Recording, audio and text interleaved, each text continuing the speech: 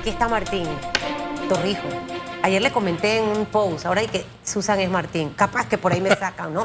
Pero dije que me encantaba Camilo, que de hecho debe estar en Dime Quién Eres pronto ahora que regresa la nueva temporada. Él puede ser el relevo generacional. El hombre que está en tercer grado. Y me encantó ver los dos muñecos que le regaló y toda la cosa. Yo me disfruto ver a Camilo. Qué personalidad la de Camilo, ¿eh? Sí. Y eso le ha dado un toque distinto, ¿no?, a su campaña, al igual que la de Mayer y sin lugar a duda, la de Vivian. Vivian está jugando un tremendo rol. Bueno, hoy Día Internacional de la Mujer, el papel de Vivian siempre destacado, siempre ayudando.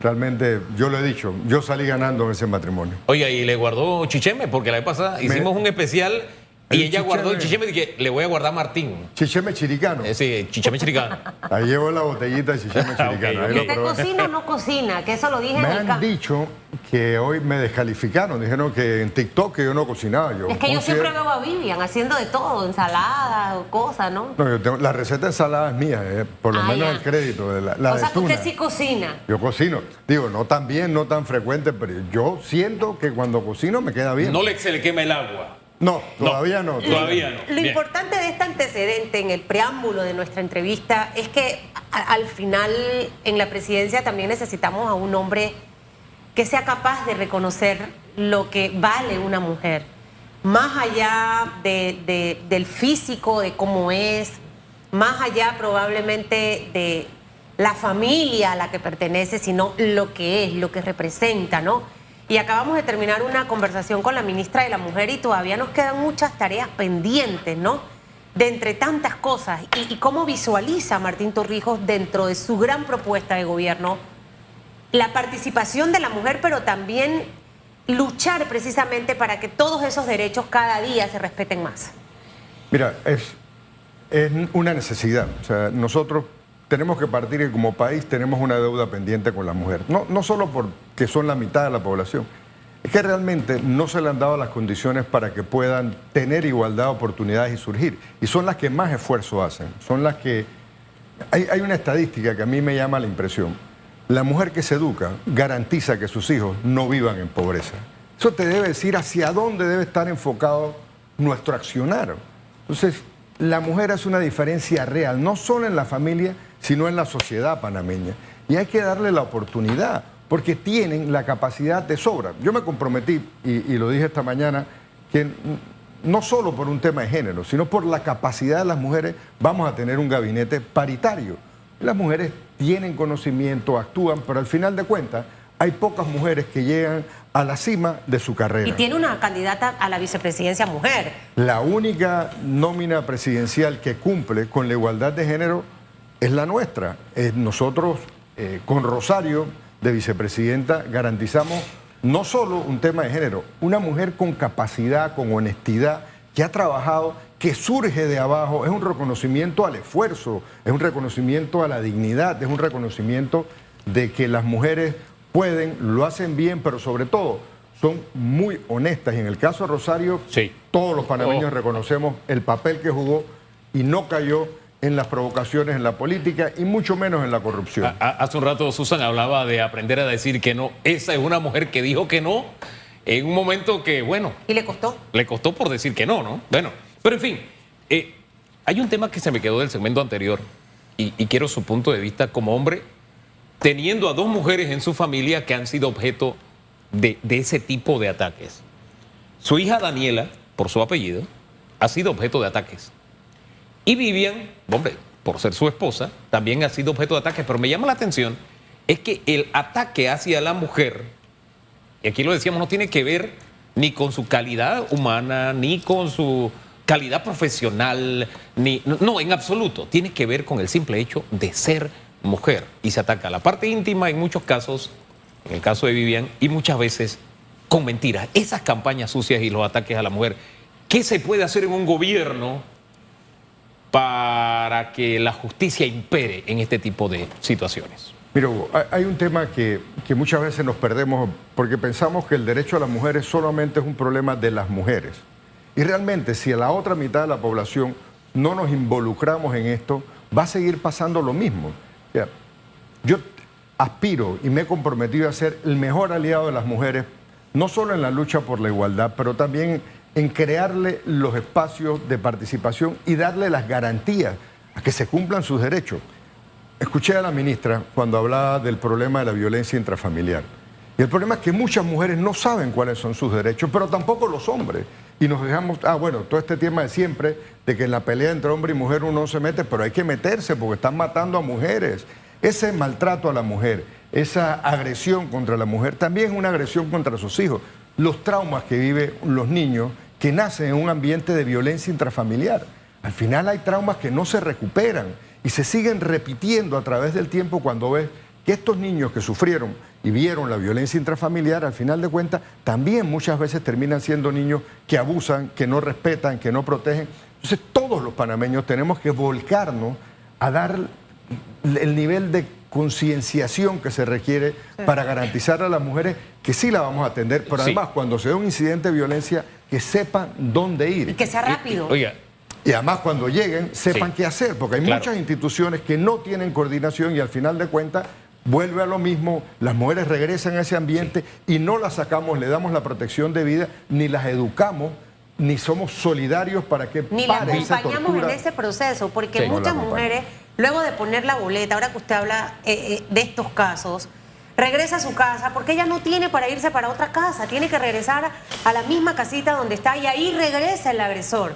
Entonces, ¿cuál es el acompañamiento que también se tiene? En su administración dotaremos de los recursos al sistema judicial, el trabajo que tienen que hacer los jueces de paz, que muchas veces atienden todos estos temas también. ¿Cómo va a ser ese involucramiento más allá de todo esto?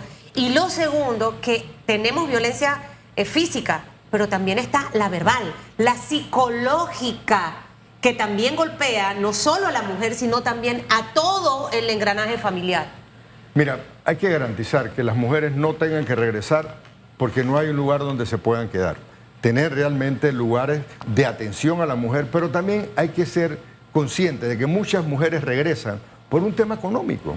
No tienen cómo alimentar a sus hijos, se dan este tema, se quedan los hijos allá, tienen miedo de que le estén maltratando a los hijos. Entonces, bueno, tenemos que tener la eficacia, tenemos que tener instituciones que recojan a la mujer, le den el tratamiento psicológico, le enseñen sus derechos, pero al igual que le den una manera de poder sustentarse mientras están superando esta serie de maltratos y falta de reconocimiento a sus derechos. Entonces, la política hacia la mujer tiene que cambiar, sobre todo en el tema de maltratos. Tenemos que tener más policías vinculados, entrenados, para que atiendan los problemas de violencia doméstica y explicarles que esto prácticamente en muchos casos es una epidemia, porque lo vemos por todos lados. La política de Estado respecto a la mujer tiene que cambiar. Y disculpe que vuelva hacia un tema que para mí no es cualquier cosa, no es pequeño. Es el tema de las campañas sucias utilizando a la mujer como escudo. Porque aquí hemos dicho que hay que dotar de mecanismos, instrumentos legales, ley, para que quienes utilizan este tipo de campañas se sepa quiénes son y sean castigados. Porque eso habla del corazón, en este caso de la política, del que pretende ser presidente. No habla mal de a quien está atacando, sino del corazón del que está detrás maquinando estas cosas. Eso, instrumentos legales, ciberdelitos, qué hacer en esa materia. Y le pongo una adicional ahí rapidito. La igualdad de salario, igual tarea, igualdad de salario. ¿Usted asumiría algún compromiso en esa materia? Esos dos temitas. Mira, primero, y me hiciste la pregunta, Hugo, de la descalificación de las mujeres en mi familia. Y realmente he dicho, me es difícil como padre tener que enfrentar los temas de los ataques a mi hija, porque nadie habla de su capacidad. Nadie habla de cómo con un gran esfuerzo, desde el primer día que nació, ha luchado por su igualdad y por su vida. Y terminó graduándose de su escuela universitaria, con lo cual todos estamos sumamente orgullosos de los logros de ella. Y realmente fue un ejemplo cuando tuvimos la oportunidad de llegar al gobierno en 2004-2009, visualizamos a las personas con discapacidad. Y creamos las condiciones institucionales para atender el tema de los derechos con las personas con discapacidad. Eso fue una etapa. Hoy se requiere pasar a una etapa donde las políticas hacia las personas con discapacidad no son dádivas, son realmente derechos, es garantizarle derecho a la educación, derecho al trabajo, derecho a la salud, y que se entienda que el tema de la discapacidad no es un tema que tiene que ver con lástima, son panameños con capacidades, capacidades distintas, pero tampoco son usar eso personas. para atacar. Claro. A mí me gustaría saber, porque esta parte quizás es la que menos la población conoce, ¿no? Cuando todos estos temas pasaron, señor Martín Torrijos, es referente al caso de su hija, quizás Vivian ya es una mujer un poco más fuerte, Daniela no tiene esa coraza política. Usted ya como padre me afecta, pero ¿cuánto le afectó?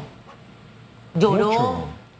Mira, ¿Tomó rabia? Claro, por supuesto que uno tiene, claro que te da rabia que te metan con tu familia, además de una manera velada, o sea, o sea, si tú me dices que yo tengo a mi hija que cobra pero que no trabaja, o que es una botella, pero no, ella está cumpliendo con su trabajo, y además es estímulo, es ejemplo para muchas personas de superarse. Entonces, claro, que disgusta, además, en el fondo uno sabe quién está. No, hay instrumentos, quién está detrás de estas campañas. Hay instrumentos jurídicos para verlo, pero muchas veces el tema de las redes, bueno y malo, el malo es el anonimato. Total. Pero dice mucho de los que aspiran al poder y que se valen de instrumentos que se alquilan para poder atacar al que sea. Usted no tiene y hay gente que apoya esos grupos como si fuera la gran cosa. Señor Martín, usted una no cosa tiene... es la libertad de expresión y otra es cómo utilizan un instrumento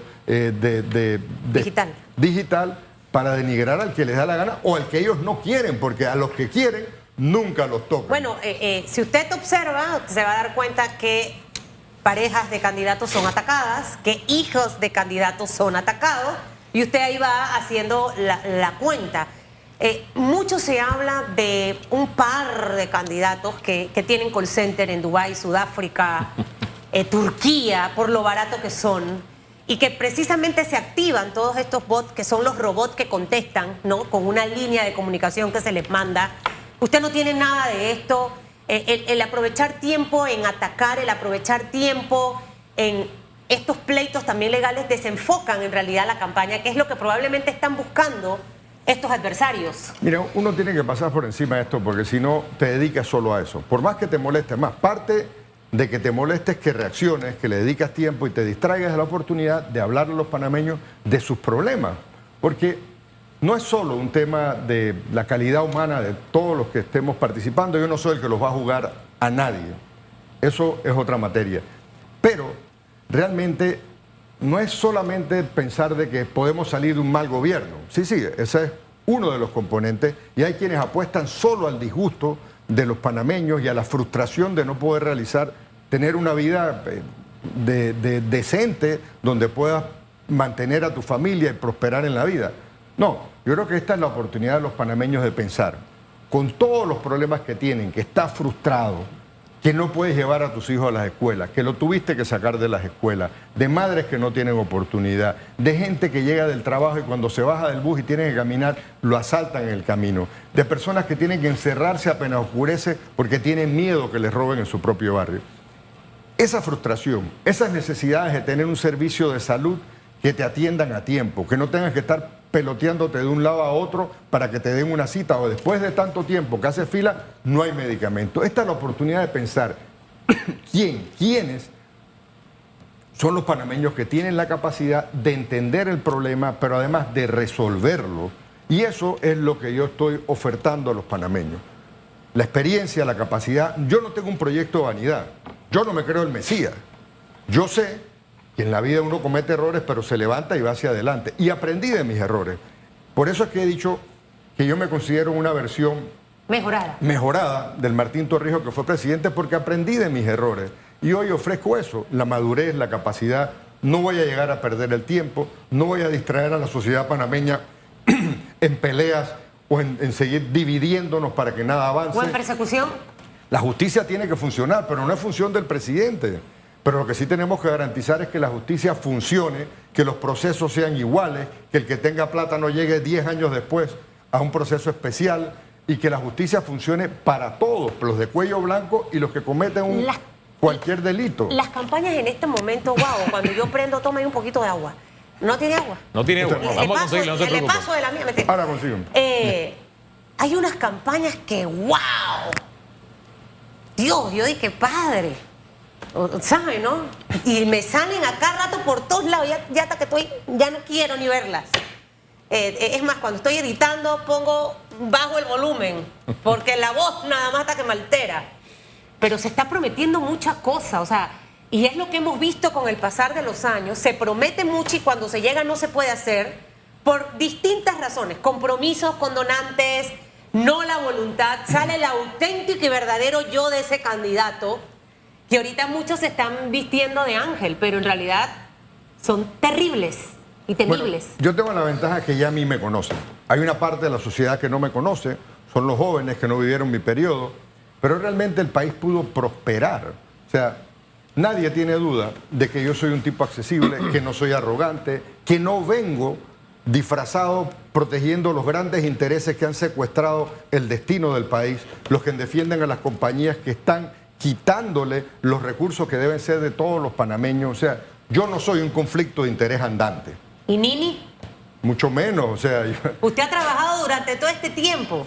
Mira, con creces, o sea, el que llega presidente y después no tiene que trabajar... Bueno, hay unos que no han trabajado. Yo sí me he dedicado a trabajar desde el primer día que salí. Y tuve una consultoría que me llevó afuera. O sea, eso me pudo mantener actualizado. Yo salí de aquí y me fui a trabajar a Haití. Y ahí es donde llega el cuento de que es millonario en Dominicana. En Dominicana, porque el trabajo se hacía a través de República Dominicana. Estaban las oficinas de Naciones Unidas. ¿Usted era asesor, para decirlo en buen panameño, en una consultoría de asesoramiento? No, yo fui designado parte del grupo, se llama de asesores presidenciales, donde estaba el presidente Clinton, donde habían presidentes de distintas empresas. ¿Y ahí le pagaban?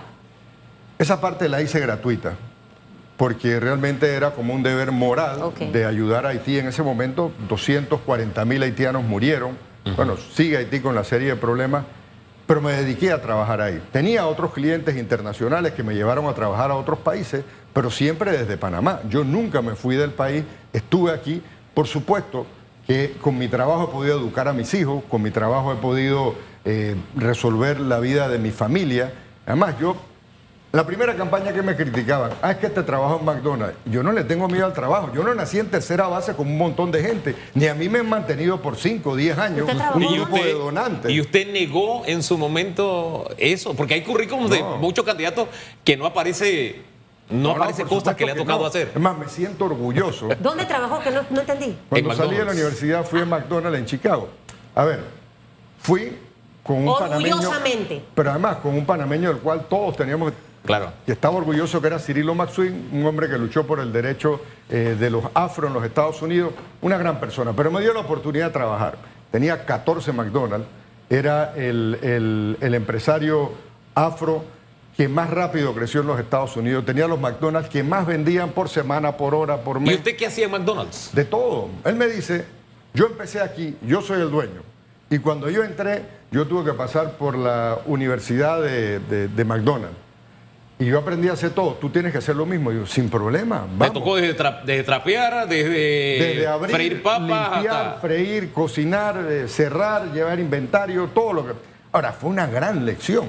Por lo menos sabe hacer hamburguesa. Hace un rato hablábamos de si cocinaba o no. Claro, pero por ejemplo, aprendí la vida dura que viven los migrantes y los panameños cuando van a los Estados Unidos, porque hay panameños que migran, y allá era un lugar, en esa época, era una época distinta al tema migratorio, donde panameño que llegaba, panameño que trabajaba al día siguiente. Pero es que ese es casi el trabajo de muchos. Aquí en Panamá, cuando usted conversa con mucha gente, mucha honra, su primer trabajo dijo que el trabajo es algo ha que sido te algo que denigra. no está relacionado a su carrera. Ahora, todo eso, desde mi niñez, yo me crié con mis abuelos, como una gran parte de familias panameñas, hijo único, y pude salir adelante sin ningún trauma, gracias a Dios. O sea, yo no puedo decirte que viene de una infancia de carencia, mentira. Una infancia llena de amor de mis abuelos, de mi mamá, de mis padres, y me permitió ser lo que soy hoy día. Pero además, he trabajado, si no tengo ningún problema. O sea, de verdad, mi herencia fue mi apellido. Y algo para la universidad. Y eso es lo que le quiero dejar a mis hijos. Por eso estoy aquí. Ahora, quiero dejarles un mejor país y un apellido del cual se puedan seguir sintiendo orgullosos. El tiempo se nos está acabando y se nos quedó en el tintero igual salario igual trabajo, igual salario en el caso mujer. ¿Hay algún compromiso que usted adquiera en esa materia? Seguro, pero no, mira, no solo es un tema de salario, es un tema de igualdad de consideración. Las mujeres no tienen que forzarse el triple para que lo reconozcan a los hombres, lo que hacen con mucha sencillez. Vamos a lograr, no solo en el gobierno, que creo que va a ser un estímulo, y además van a demostrar que en el gobierno las mujeres sí son capaces y logran mucho más que muchos hombres, pero también en las distintas instituciones tenemos que ver por qué las mujeres no surgen. Y eso está pasando aquí. O sea, sí. Vemos un montón de compañías donde son solo hombres los que dominan industrias, los que dominan sectores sociales, y eso tiene que cambiar en los próximos años. En el tema económico, después de muchos años, el FMI ha vuelto a aparecer en el horizonte panameño, dictándonos una cartilla de lo que debemos hacer, y no son medidas sencillas, ninguna de ellas, desde el alza del ITBMS hasta el recorte de los gastos del Estado. Primero, la explicación de cómo volvió a aparecer, por qué volvió a aparecer. El presidente dijo ayer, ¿no?, que él no iba a aumentar impuestos. Me parece llamativa su respuesta porque el que viene, parte de la receta es el aumento de impuestos. ¿Qué dice usted? Mire, no hay receta. Nosotros heredamos un país similar a esto. Veníamos de la administración Moscoso con un autoendeudamiento. Toda la plata iba para planilla, no para inversión, y lo bajamos del 76% al 42% de deuda PIB, lo que nos permitió llegar al famoso grado de inversión. Nosotros tenemos los conocimientos. Yo siento que el mercado, el Fondo Monetario, las calificadoras nos van a dar un impasse de espera dependiendo de quién gane. Si tiene la capacidad, si tiene el equipo que le dé la credibilidad a un plan país para resolver problemas que no son del Fondo Monetario, es un problema de los panameños. La Caja del Seguro Social significa más de 300.000 panameños que podrían perder su cheque de jubilación. Nosotros nos hemos comprometido que eso no va a pasar y que igual que la vez pasada vamos a resolver el tema de los pensionados. O sea, los problemas de la economía nuestra que se reflejan en la vida de los panameños, eso que no les alcanza la plata, son problemas que nosotros tenemos que resolver. Ahora, Fondo Monetario, Banca Internacional, calificadoras van a estar muy pendientes que lleguemos con un equipo reconocido, que conozca la administración pública y que presente un plan creíble de cómo en un espacio de tiempo vamos a lograr enderezar el desastre de finanzas públicas que nos dejó no solo este gobierno, que viene de la época donde solo se gastaba. O sea, aquí se puede invertir. ¿La época donde solo se gastaba la época de Varela? No, Martinelli. No, Varela pasó agachado en esta elección. Se salvó que llegó este gobierno y todo el mundo se olvidó. Bueno, pero está el partido panameñista en alianza con CD. O sea, No, ellos tienen desde toda esa dirigencia, desde la parte vieja de la señora Moscoso hasta Varela, están con su candidato Rómulo Rux. O sea, ellos tienen temas que los unen. Ahora, pregunta más directa sobre el tema económico. Receta FMI, aumentar impuestos. ¿Aumentará impuestos usted? Mira, no hay receta. Lo que tenemos que sentarnos a ver, por ejemplo, en el tema de la dirección de ingresos, si estamos cobrando bien todos los impuestos que tenemos o si seguimos dejando gente que no paga impuestos. O sea, hay que revisar las finanzas públicas. La cosa es cobrar a los que no pagan. Hay que cobrar por y ahí cobrar bien. Puede ser esa es la primera instancia. Y luego arreglar los gastos del Estado. No podemos tener la Asamblea con más planilla que la autoridad del Canal de Panamá. Y con el presupuesto que tiene de 200 y tantos millones. Recortar el presupuesto, dedicarnos a...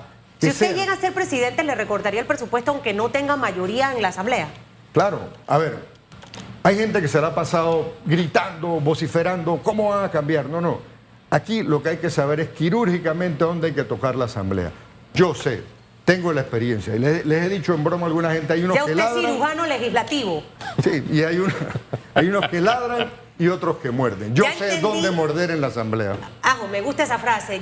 Yo decía, ¿por qué es que a veces siento que la señora Mireya no gusta de Martín? Ya acabo de entender por qué.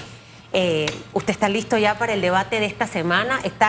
Mire, no sé, los boxeadores se ponen, por la otra vez yo le decía a Bori, ¿por qué brillan tanto? Y que no es que se ponen un aceite especial para que al momento que vaya el golpe, ¿no? Eso se surre, ¿no? Entonces, no sé si está preparado porque en este primer debate al muñeco le dieron bastante.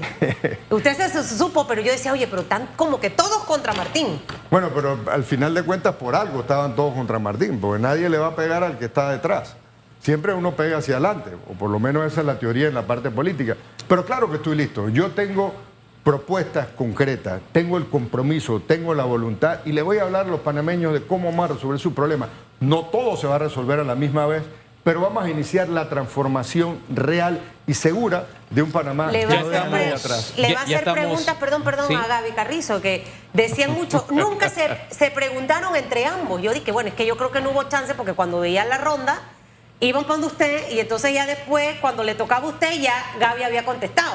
A diferencia de otros candidatos, yo sí he cuestionado a este gobierno y además lo he hecho de forma contundente, de frente, contra él, contra el presidente, contra los que dirigen la Asamblea, contra Vinicio Robinson, contra los que han hecho de la política un negocio. Ya estamos pasados de tiempo, pero hay un temita que quisiera poner sobre el tapete. El presidente dijo esta semana que se podía ganar hasta con el 25% de los votos. Claro, el PRD tiene ese cálculo pensando en su membresía. Nosotros hemos dicho aquí que incluso con el 20% podría alguien ganar. Dos cositas. ¿Cuál es su cálculo político sabiendo que su partido es pequeño? Es más, le llamaban el picanto. Y digo le llamaban porque usted le cambió el nombre. Pero en fin. Y también de esa masa PRD, ¿cuánto cree usted que llevará a su tierra verde? Y adicional, con un tan poco porcentaje, la capacidad de concertación y de entendimiento que debe tener el próximo gobierno. Esas tres cositas, por favor. Comienzo por el final. El país está listo para unificarse en torno de un proyecto común, no en torno a partidos políticos, porque esas alianzas políticas de 2, 3 partidos políticos, al final de cuentas, es una repartición de puestos y de cargos. Y yo tengo la capacidad de unificar al pueblo panameño en proyectos comunes. Lo hicimos en el proyecto de ampliación del canal. Por otro lado, hay una gran diferencia entre la membresía de los partidos y del PRD y la dirigencia. Yo sé de muchos funcionarios públicos que los tienen totalmente amenazados. Yo sé de una cantidad de miembros del PRD que saben la diferencia entre los oportunistas y la base idearia que nos dejó Omar Torrijos Herrera. Yo represento el torrijismo. Estoy orgulloso de ser hijo de Torrijos y seré torrijista hasta el último día de mi vida. Por eso es que estos señores se la pasan en la descalificación permanente y apostando a algo que no se va a dar. Esta elección no es de partidos, sino de personalidades y quien tenga la fórmula, la voluntad y la capacidad para resolver los problemas que hasta hoy se siguen acumulando para las familias panameñas. Así es que, preparado para el debate, dispuesto a compartir experiencia, lo que decía nuestra amiga aquí, no me importan los ataques. Me decía Daniela, ataque no, propuestas. O sea que por ahí voy con las propuestas y voy realmente... Saben que el panameño está cansado mucho de esa peleadera, ¿no? Ya, o sea, yo creo que a veces los estrategas están equivocados pensando que eso es lo que le gusta a la gente por el rating. Llega un momento que es como la mujer que pelea y pelea y pelea, o el hombre que pelea y pelea, y eso agota, cansa, ¿no? Así que hay que darle un giro y ojalá que el debate de esta semana que viene sea de muchas propuestas. Espero. Mire, no le voy a poner aceite que brille, pero con mi varita mágica para que no lo ataquen tanto. Chiqui, chiqui, chiqui, chiqui, chin. Yo sí tengo aceite en este brazo. Pausa y regresamos. En la Gracias, cabeza don le voy a Martín. poner, ¿oye? Sea seria. A Ya ustedes. regresamos.